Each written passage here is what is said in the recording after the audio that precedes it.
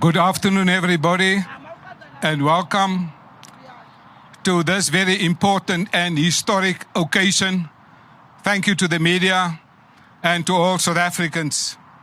Last week, the Democratic Alliance called for an end to BEE. BEE has failed South Africa over the last 30 years. It only benefited a few politically connected elite. BEE has become nothing but state-centered corruption. I am here joined today at this very historic occasion by my colleagues, Ms. Bridget Masango, a Member of Parliament and Chairperson of the Portfolio Committee in the National Assembly, Mr. Matt Cuthbert, Member of Parliament and Head of the DA Policy Unit, Dr. Jack Bloom, the Shadow MEC for Health in Gauteng, and Ms. Helen Zille, the Chairperson of the DA Federal Council. They will also take part in this very historic occasion. Well, we know that central in the last 30 years of the ANC, we have seen massive fraud and corruption. And there were many commissions of inquiry and Auditor General of South Africa reports that have fully documented the abuse of state resources through the public procurement process. Central in this abuse is BEE, who was used to only benefit a few ANC cadres and politically connected individuals, and my colleagues will elaborate on this matter further. But we know that the Zondo Commission has specifically recommended that we must strengthen state institutions and enhance accountability. This is exactly what this bill of the Democratic Alliance aims to achieve. And the second very important recommendation from the Zondo Commission was to implement public procurement reform. Instead of talking about BEE and all its failures, the DA listened to the call of the Zondo Commission and ordinary South Africans. And they, in terms of what we have listened, we have responded to these calls and we have tabled an alternative to BEE, which my colleagues will further unpack. And the DA's economic inclusion for all focuses on lifting people out of poverty, creating jobs, and driving real impact. The DA's economic inclusion empowers South Africans through opportunities for all and not for the politically few that are connected to the ANC. Our bill will create jobs for all and not for political pelts of the ANC. This bill is focusing on outcomes and not on race. And we have seen that South Africa's economy for the last 30 years has experienced stagnant growth and rising unemployment. And so the bill of the Democratic Alliance is to scrap BEE and to introduce an economic inclusion bill for all that will drive investment, develop skills, and open opportunities for all. But scrapping BEE is a major step, as it is a foundation in the current economic model of the ANC. It is foundational to how the ANC drive their economic strategy. But today, we are taking a bold action and we are tackling this matter head on. And we will replace the BEE, as my colleagues will unveil further discussions. We know that South Africans deserve better, both in concept, in design, but also more importantly, in practice. For this reason, my colleagues will now outline why we are launching something really unique here today in Gauteng. My colleagues will speak directly to the content of the wording of the billboard. They will highlight the concrete examples of how ANC elites have exploited BEE for personal enrichment, and my colleagues will also highlight why the DA's bill is sound as it incorporates the United Nations Sustainable Development Goals to end poverty and to reduce unemployment. It is really exciting times in South Africa. We are making history here today, and my colleagues will elaborate on what this means in the current geopolitical landscape in South Africa. But now is the time to scrap BEE. It is time for a new economic foundational policy and strategy, and that is the DA's Economic Inclusion Bill for All. Now is the time to support the DA's Economic Inclusion for All bill to empower all South Africans. This is a historic moment in the history of South Africa. And that's why I will now present the next speaker. She's also the chairperson of the Portfolio Committee on Social Development. She firsthand experienced the devastating impact of BEE and what it does to all South Africans. The poor, the rural people are suffering as a result of the BEE, and she will now outline the impact of it on ordinary citizens. Thank you, Dr. Mayor. Good afternoon, ladies and gentlemen. South Africa is facing a crisis that can no longer be ignored. Poverty and hunger have reached devastating proportions. Between January and April this year alone, 155 children under the age of 5 years lost their lives to hunger. During the same period, 4,700 children were admitted to health facilities for the same reason. These are not just numbers, ladies and gentlemen. They reflect a society where far too many families are fighting every day just to survive. Mothers across our country are struggling to stretch social grants that simply don't keep up with the soaring cost of food. In their desperation, 27% of grant recipients have turned into gambling, hoping to multiply their small income just to put a meal on the table.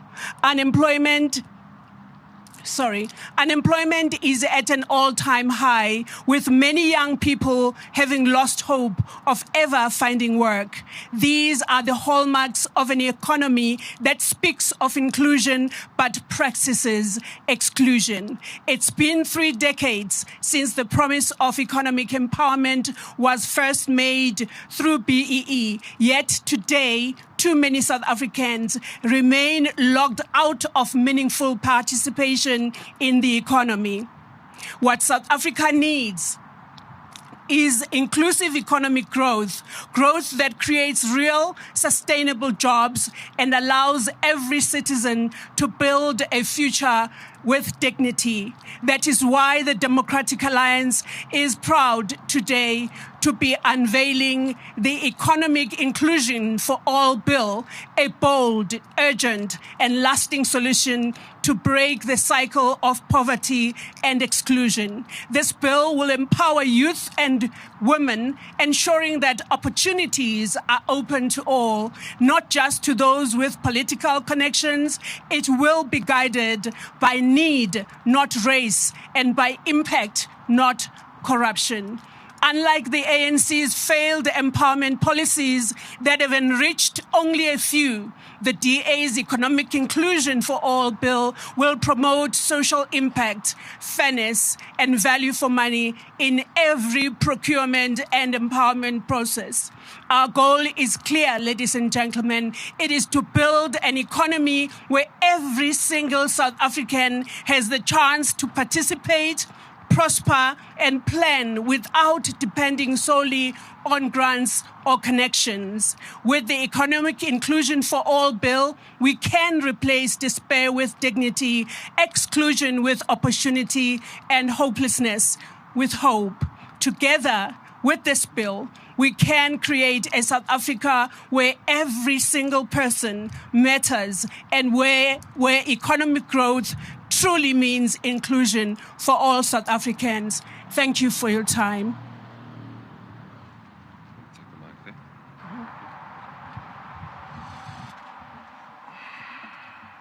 Thank you very much.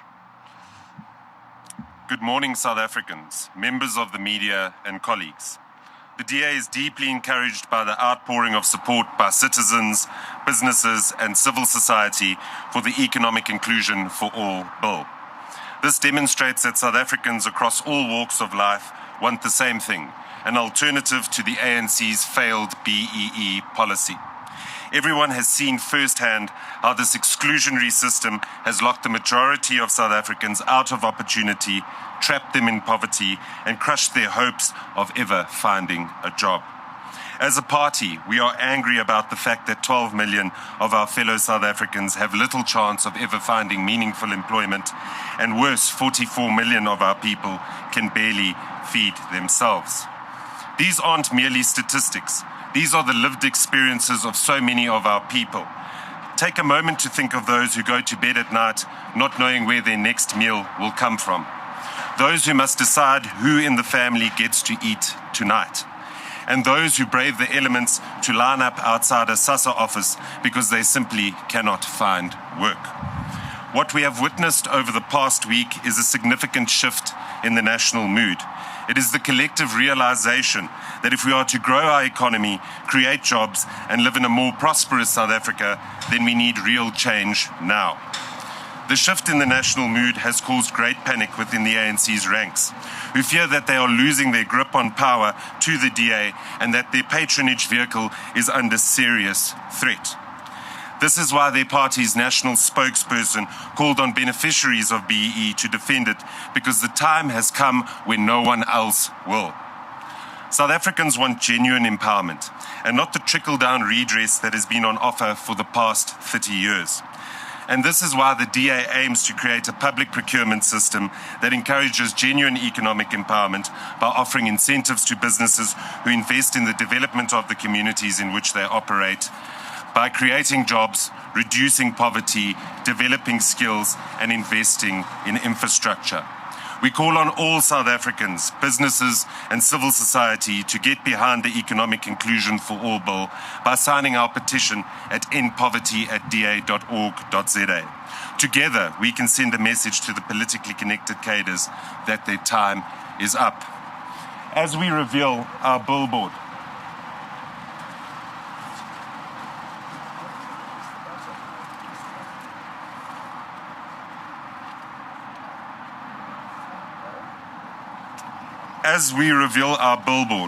we have a clear choice to make between holding on to BEE, which made ANC elites rich and left South Africa poor, or choosing real opportunities for all by voting DA. I am here to tell you that the DA's approach to empowerment is fundamentally different from that of the ANC. While the ANC's policy is exclusive to cadres, the DA's policy demands no political connections.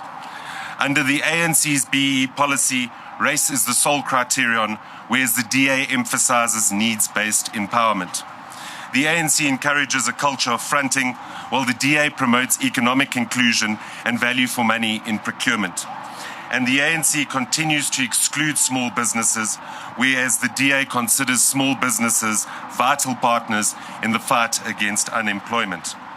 While the ANC is preoccupied with increasing red tape and compliance, the DA seeks to reduce red tape, boost social investment, and foster economic growth. Day in and day out, we watch as the ANC's abuses of the public procurement system are laid bare on our TV screens, i.e. the Madlanga Commission. It sickens me to the pit of my stomach to see our taxpayers' money was looted to buy exotic sports cars, designer clothes, and palatial homes, instead of delivering desperately needed frontline services such as education, healthcare, and policing. Worst of all, those with the courage to blow the whistle or speak up do so at the cost of their lives. They are brutally murdered for simply doing their jobs by members of a criminal syndicate that masquerade as a political party. These acts of corruption and murder take place under the pretense of transformation. But this is not empowerment. This is brazen criminality. I would now like to hand over to Dr. Jack Bloom to illustrate just how ANC policy has intersected between corruption and murder in the province of Gauteng.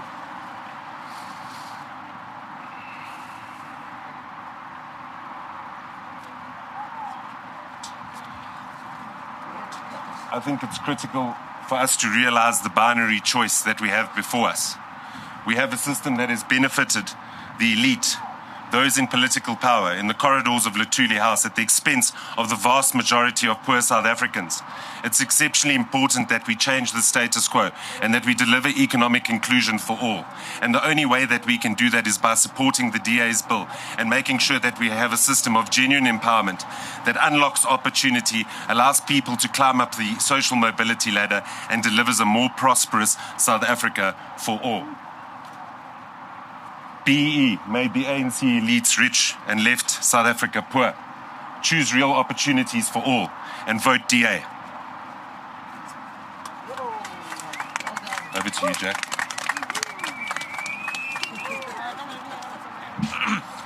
Yeah, thank you, everyone. You know, it's not too far from here, just about half an hour drive, is the Tembisa Hospital. It's got dingy wards, broken machines, and long queues. Their entire budget this year is 1.6 billion rand. But what do you know? A total of 2.3 billion rand was paid to scores of fake companies from 2018 to 2022. When Babita Deokaran questioned these payments, she was murdered. The SIU has identified 9 syndicates with shell companies that got money, but they didn't even deliver any goods for what they were paid. The largest syndicate was headed by Hangwani Maumela, who extracted 816 million rand from 41 companies. He's reportedly close to Bajani Chauke, the former advisor to President Cyril Ramaphosa, and he is the cousin of Andile Ramaphosa, the president's son from his first marriage. Definitely a connection there. Now, Mr. Maumela epitomizes to me the moral bankruptcy of the ANC elite. His life of extreme luxury has been revealed by the SIU attachment of his assets, including a 70 million rand home in Sandhurst with a massage parlor and hair salon and high-priced artworks. But what's even more obscene is his fleet of vehicles. He spent 208 million rand on designer vehicles, including, wait for it, 52 million rand for an Italian handmade supercar, 3 Lamborghinis, 2 Aston Martins, a Ferrari, Bentley, and a Rolls Royce. Now, 208 million rand could have funded 300 doctors or 600 nurses for a full year, it could have built 4 new clinics or provided 400 ICU beds. This is stealing from the poor, the sick, and the vulnerable. People suffer and die when hospital money is diverted to entitled elites. Now, the DA is pushing for a speedy process to sell off the seized assets so money is returned to assist hospital patients. The evidence for asset forfeiture should be used to criminally charge Maumela and others instead of waiting for the SIU final report. Now, there are many other Maumelas who don't care a fig for the poor, they care only about themselves. In Kenya, they called the post-colonial elite the Wabenzis. Well, you know, Mercedes and BMWs are too lower class for our new elite. They're even more crass in aspiring to supercars that are for show, not even for driving. They certainly do not need to be empowered based on race. People like Malmela squeeze out the honest people who add real economic value to our country and uplift others. The DA approach provides real opportunities for all. Thank you.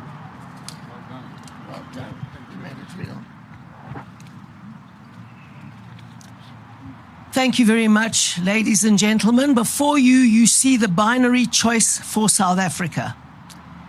More corruption and elite enrichment for the ANC, or real opportunities for all in this country. And empowerment policies based on poverty, not on race. We can measure poverty, so we don't need race as a proxy. We can design our policies to help the poor up the ladder, not re-enrich an already obscenely enriched elite. And that is the choice facing South Africa, and we hope more and more people will make the choice that puts South Africa on the path to economic prosperity. Now, politics is a long game. And you're lucky if you've been around enough to see your ideas and your policies land in the public mind. The DA actually designed our policy that is summarized on the billboard behind me in the 1990s, when the ANC first conceptualized BEE and cadre deployment as their official policy. And at the time, I remember it absolutely clearly because it was the C's in a row.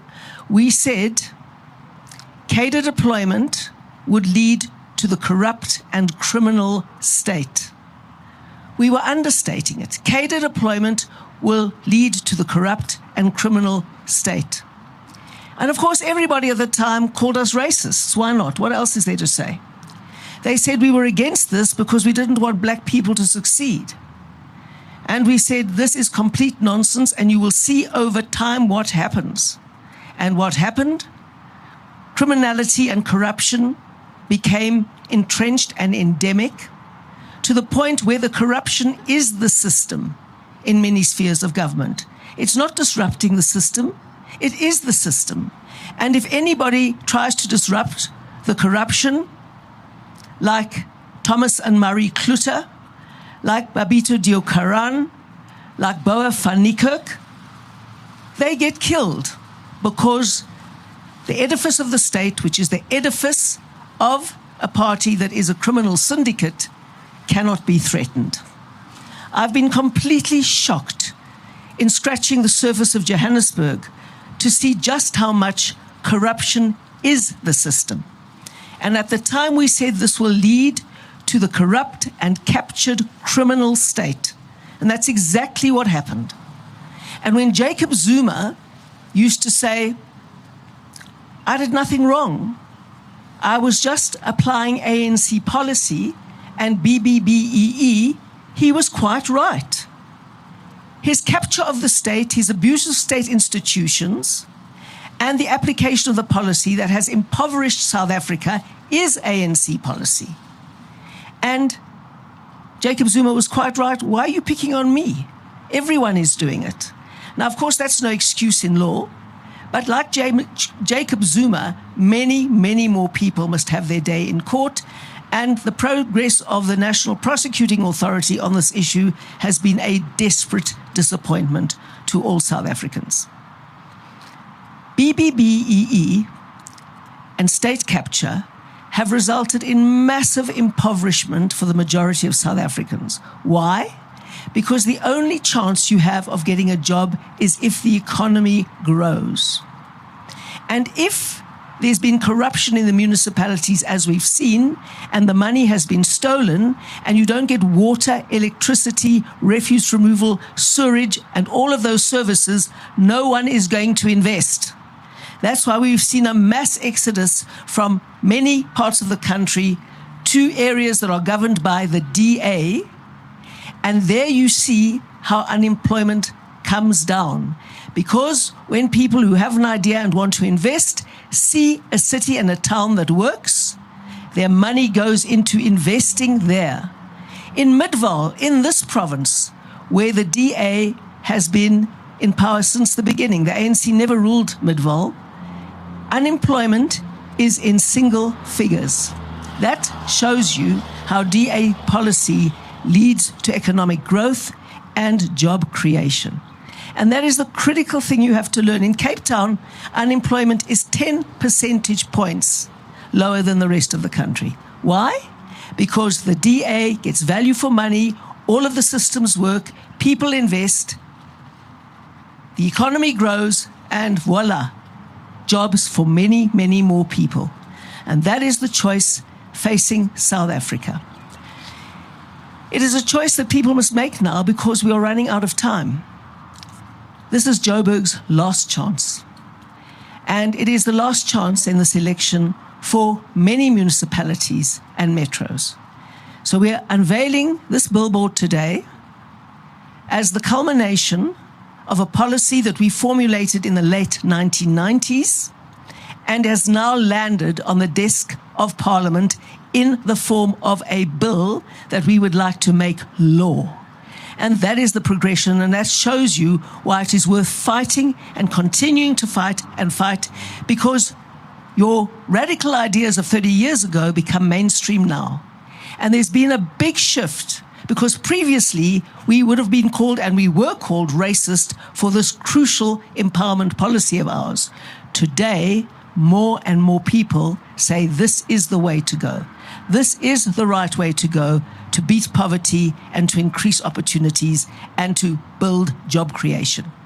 And so we will continue this fight for South Africa for as long as it takes, because we believe that the poor need to be empowered and have job opportunities, and we believe that South Africa can be a model plural democracy for the rest of the world. But time is running out. Lixesha ngoku, the time is now, and we have to make absolutely sure that more and more South Africans realize that their choice in this election is make or break for our country. Thank you very much. Thank you, Ms. Zille. Our mayoral candidate for Johannesburg.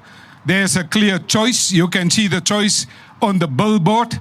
And thank you very much for the media. It is now time also for the media to take a few questions. Anybody, please indicate your name in the media house and who you direct the question at. I will take 3 questions at a time.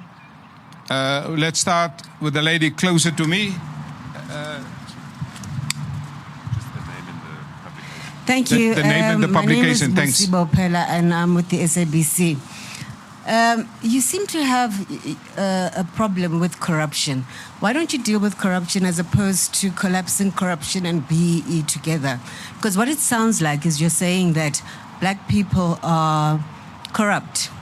That is what it seems that you are actually saying. That's the first thing. You talk about the new elite. But you don't talk about the old elite. I mean, the truth of the matter is much of the economy in this country actually belongs to the old elite that happens to be white. Why are you not interested in getting some kind of transformation going to ensure that in terms of building the economy, in terms of instead of giving black poor people jobs, why don't you give them land, for instance, so that they can actually be masters of their own destiny? Why are we just dealing with the new elite that happen to be black and corrupt, as far as you say? Yes. Ms. Zille will later answer that question. Thank you very much. I see gentleman, and I come to you, sir. Good afternoon, Tembisa from Eyewitness News. I think I may have been covered, but I think I'll just also maybe build on what my colleague has been asking. You said, Mrs. Zille, that you've obviously conceived this since the 1990s.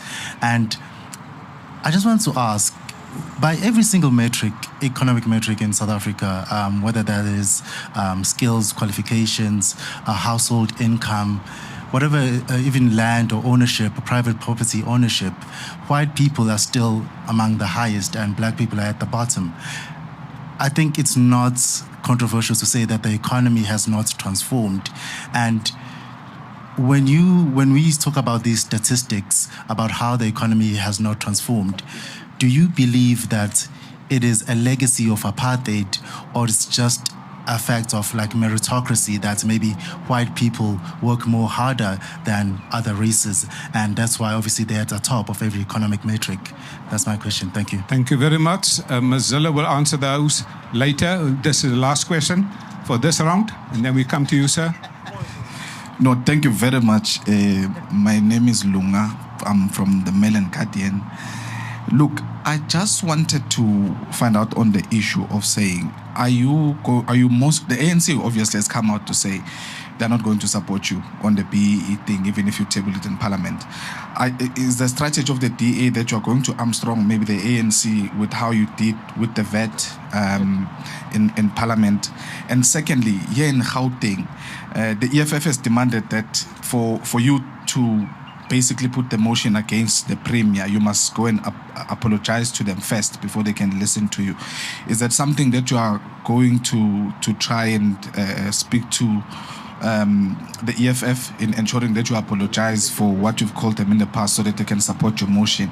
And MK also said they're not going to support you. So the motion against the Premier, is it still something that you are willing to table? Thank you very much. Okay, thank you. We will now take these three matters from the SABC and Eyewitness News. Ms. Zille will answer that, and the issue of what will happen now with the ANC and the response to the bill. Matt Cuthbert will respond to that. Thank you very much, Chair. And thank you for the questions from Buzi and her colleague at Eyewitness News. Let me explain this clearly. We absolutely recognize the terrible legacy of the past. And we absolutely strive for transformation, including land ownership. Most people want land in the urban areas because people are urbanizing so quickly, but I don't want to digress. We are in favor of land ownership for all in South Africa, and our policies speak to that. But Buzi asks, are we saying black people are corrupt by tackling BBBEE? The answer is an absolute no. Whatever the color of the potential beneficiaries, this policy and BBBEE and cadre deployment would make any cohort of people corrupt because these laws legalize corruption. Now, any company that wants to invest in South Africa has to give away about a third of its company to the ANC elite before they can even begin. Does that empower anyone? No, it re-empowers the people who've been empowered over and over again, and generally it results in the investment never coming at all. That is why in the gold boom that we're undergoing at the moment, there's no new investment in mining, because people are not prepared to cooperate with corruption. Now, if you pass a law that says contracts of the state must go in this way to a particular color of people, then people will make sure that they can rig the system to benefit their friends and allies and get a big kickback in the process. It would happen anywhere, anytime. That's why we said in 1997, this bill legalizes corruption. So what the ANC does with cadre deployment is puts its cadres everywhere in the state. It ensures that the ANC in business gets all the contracts and the tenders. They often don't deliver. They often charge massively high prices, way out of kilter of the market value. And then they use some of that money to reinvest in the ANC and to pay off the cadres that gave them those opportunities in the first place. And you can see with Maumela and Tembisa Hospital how everyone from the clerks to the nurses, to the head of health, were corrupted in this scheme. And that's because the ANC has put their people into every position in order to extract money from the state that is meant for the poor. And these laws in any other country would have exactly the same impact because they wipe out the possibility of competition, they very much reduce value for money, and they enable anybody who wants to get rich quick to put together a scheme. I can tell you some of the things I've learned about Johannesburg. It makes my heart stand still. As I say, corruption is the system. And these laws, coupled with cadre deployment, mean that there's no separation between party and state. The ANC as a party, the ANC in government, and the ANC in business are one thing. And they circulate money between themselves. And that's why a tiny little elite has got so wealthy, and that's why there's very little investment and a collapse of services and the death of the prospect of new investment, and that is why so many people are poor and hungry. So it's crucial to understand that this bill is precisely to get workable transformation that benefits the excluded and that benefits the poor.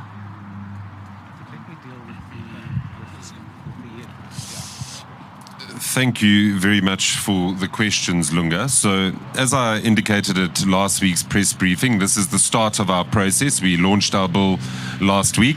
It is now out for public comment, and we have 30 days for the public to make submissions on the bill itself and for us to consider those. Following that, we will be requesting a first reading debate, and obviously this is the process of negotiation that we will undertake. We'll also be writing to other parties within Parliament and the GNU to get them behind our bill. Now, I think in the case of the ANC, we've seen a number of interesting things since the launch of the bill last week.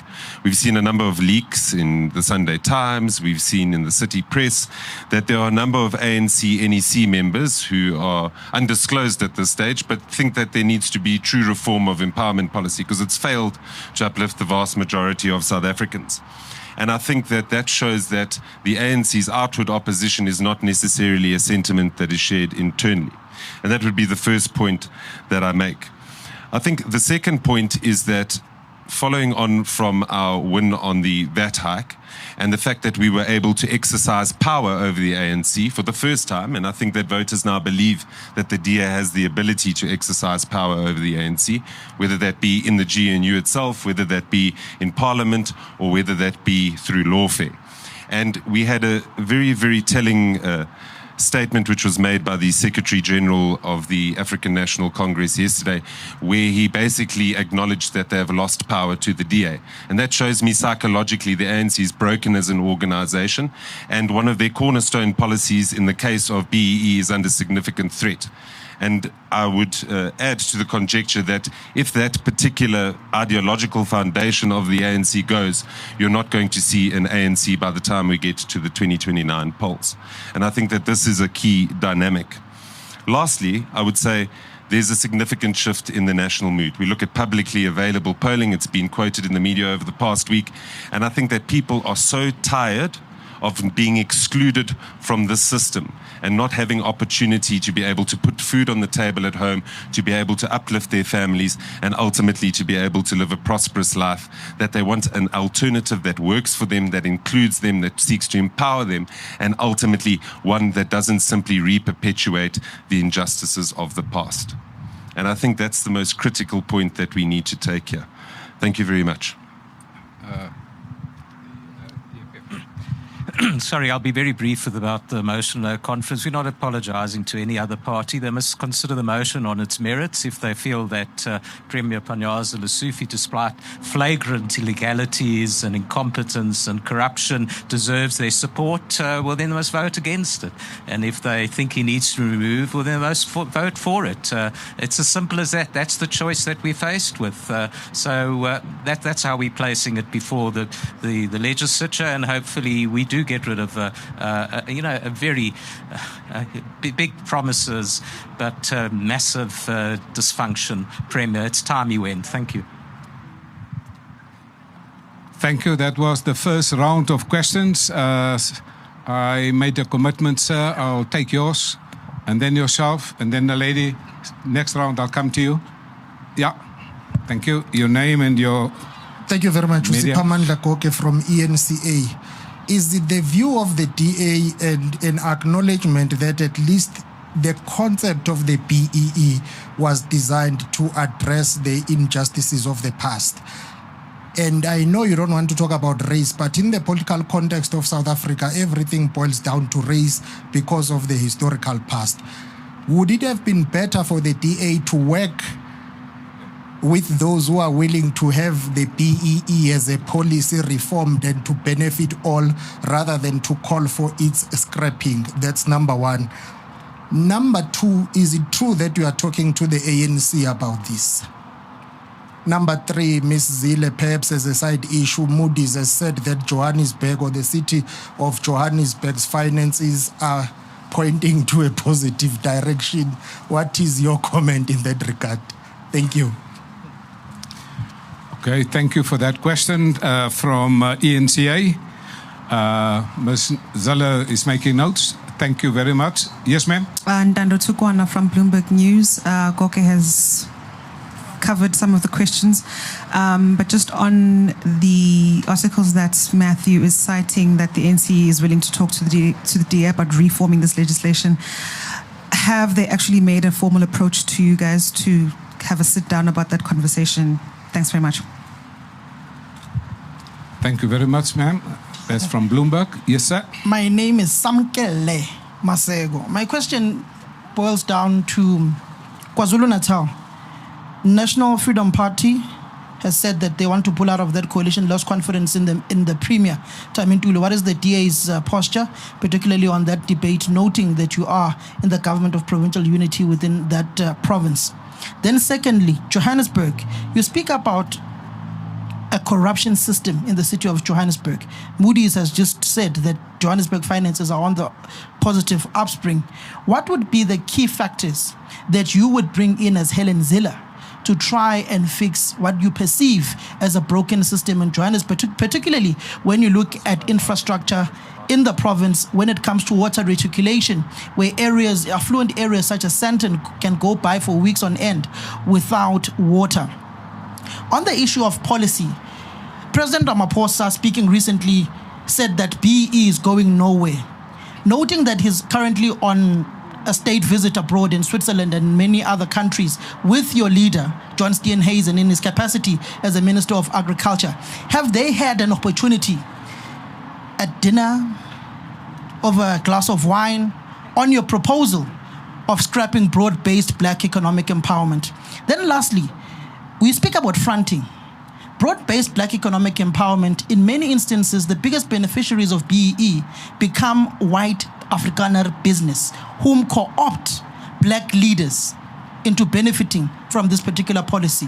Just look at the recent revelations around Royval and the company that worked with Edwin Sodi within that particular tender. But the face of corruption was painted to be Edwin Sodi, yet with the reports, it paints a different picture that he may have actually not been in the wrong. What's your view on that? Thank you. Okay, there's one last question, and then we're going to call it a day. Thank you, sir. Thank you so much. Ms. Zille, Pitso Mulemane Kaya News. The DA had mayors in the past who were removed. Mohali City, Ekurhuleni, City of Tshwane, as well of Johannesburg. You want to be the mayor. You are the candidate. What difference are you going to make? Is the history of the DA occupying these positions not a pressure at all? But secondly, we cannot run away from the belief, the perception that the DA being alleged a racist political party. How do you convince today, after this vote, that the DA is indeed not a racist political party? Thank you. Thank you very much. Sipa Mandla said everything in South Africa boils down to race. I would say everything in South Africa boils down to poverty and unemployment. That is the most critical challenge and disgrace in South Africa today. And we are saying that the ANC's policies have led us there. And as the biggest alternative party, we have to put the alternative on the table that will not lead to a trickle down, but will open up doors to investment, to economic growth, and to job creation, as we see everywhere the DA governs. And that's the measure. Are we bringing poverty and unemployment down where we govern? It is quite amazing that in Cape Town, the unemployment rate is 10% lower than the national average, or I should say 10 percentage points lower than the national average, because the hundreds of thousands of people, of desperately poor people, that come to Cape Town actually have a much better chance of getting a job here. And we've still brought unemployment down because we do get jobs created by the private sector, which is where jobs should be created. So it's very important to understand that we don't believe that anything is more important to tackle than unemployment and poverty. And the vast majority of people in unemployment and poverty are, of course, black people. But there's not a direct correlation. So if you argue that it is, what's to stop people in power who dish out the tenders from giving it to very wealthy family and friends, which is exactly what has happened? So it's got nothing to do with race. It's got everything to do with unemployment and poverty. And in South Africa, the vast majority of unemployed and poor are black people. They get the best free basic services package where the DA governs. They get the best opportunities, the best public access through transport and various other things. It is far better for a poor person to land up in a DA administration because they can get onto the ladder of getting out of poverty. And so that is why the DA's policies benefits the vast majority of poor black people and turns off the taps to the corrupt ANC elite who rob the poor to enrich themselves, to enrich the party, and to illegally put into elections after they've fleeced the state. And that is something people must understand. We are the most non-racial party in South Africa. Every one of our policies speaks to non-racialism, and we're very proud of that. And one day people who doubt us will see that that is true.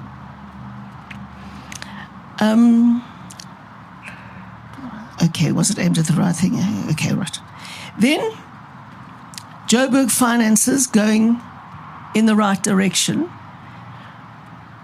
Well, I think that Johannesburg and the ANC has got such a fright that the DA is fighting so hard that they are working like anything to fix it. They're making announcements like Dada Morero did yesterday about how they will fix the water system and how many kilometers of pipes they're going to replace and repair. And they are running around with task teams and war rooms and crack squads or whatever they're called to go, bomb squads, I think, to go and do all of those things. And that's good. That's what competition does. Competition makes you up your game. And that's exactly what we would like to see. Our job is to provide a better alternative. The ANC knows it's a better alternative. And that's why they scramble to catch up when voters in larger and larger numbers believe that the DA's offer is better for the poor and better for them. Do I believe that BBBEE was once meant to tackle unemployment and poverty and not enrich an elite? I must be honest, I don't believe that. Because I was working very closely in the ANC front organizations and others when I was very committed to the ANC in the 1980s. And by the end of the 1980s, I realized that the ANC was a racial nationalist, Marxist organization that could never solve South Africa's problems, and that they built everything on race, and I could see right there and then that they would use that as an excuse to enrich themselves. As Kgalema Motlanthe said, And as Frank Chikani said, every project designed in government is designed to make someone in the ANC rich. And it's been like that from the beginning. They just covered it up in a fig leaf of transformation and a fig leaf of morality, but it was never intended to uplift the poor. It was intended to benefit the ANC elite, to extract resources from the state in order to repay some of the money into the ANC to keep them alive. And now that that well is drying up, we see that they can't pay their creditors, their bank accounts are closed down, and their furniture attached. And I believe that that is a reflection of the rot in the organization. That is not a new thing. It was always there. Thank you. Yes, it's fine. Pizzo. Mayors. Oh, yeah. Okay, Pizzo, are you still here? Very, very briefly, because everyone's baking in the sun. Mpopalatse and Herman Mashaba were indeed DA mayors, but they came to power on the back of support from the EFF. And Mpopalatse, I know, came in on a 9-party coalition, where any one of those 9 parties, including the EFF, which wasn't in her government, which was outside on the 10th party, could bring her down. And the EFF demanded its pound of flesh. The EFF doesn't necessarily want a MACO position or a councillor position. That's small change.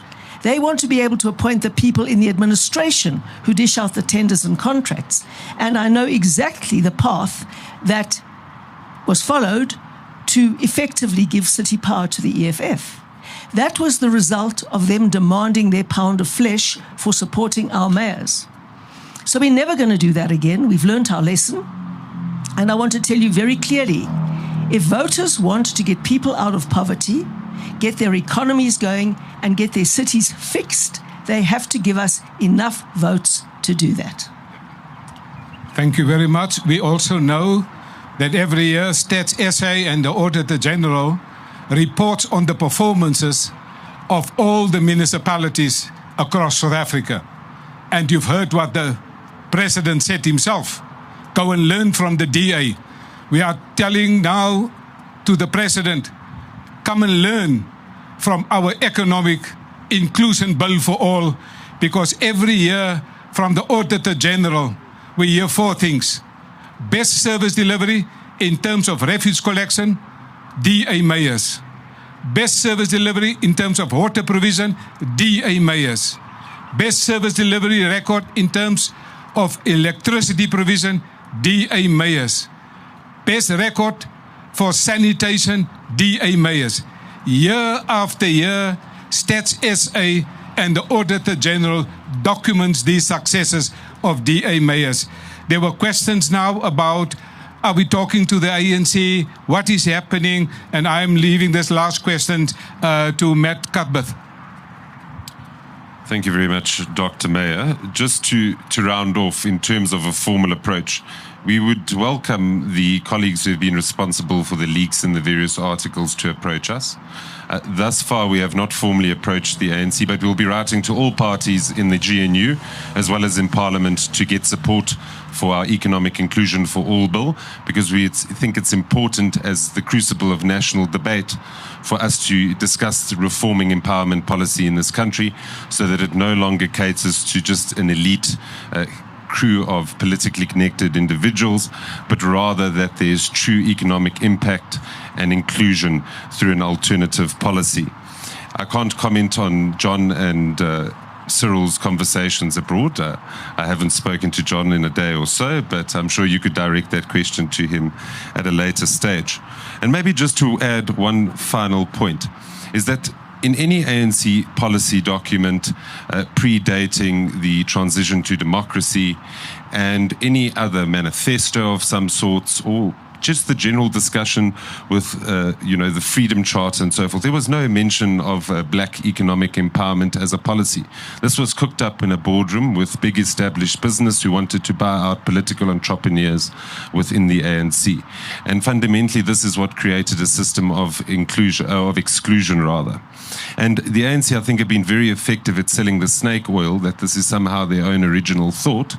But from the early 90s onwards, until this was then formalized passed into legislation in the early 2000s, this was in fact a product of big business who locked other people out of the economy. And that's why we talk about the structural factors that need to be addressed within the economy so that we are able to unlock opportunity and allow South Africans to climb up the social mobility ladder. But in summary, voters have a very clear choice before them, as we've mentioned several times throughout this press conference. We can either choose the BEE, which made the ANC elites rich and left South Africans poor, or we can choose real opportunities for all and vote DA. I thank you. Thank you, ladies and gentlemen. That brings an end to this media conference. We will be available for some interviews. But thank you very much, South Africa. The choices are clear. If you want to see all economic inclusion for all, vote for the Democratic Alliance. That is the only choice. As Ms. Zille said, we need to end poverty. And thank you very much for all of you for joining us here today.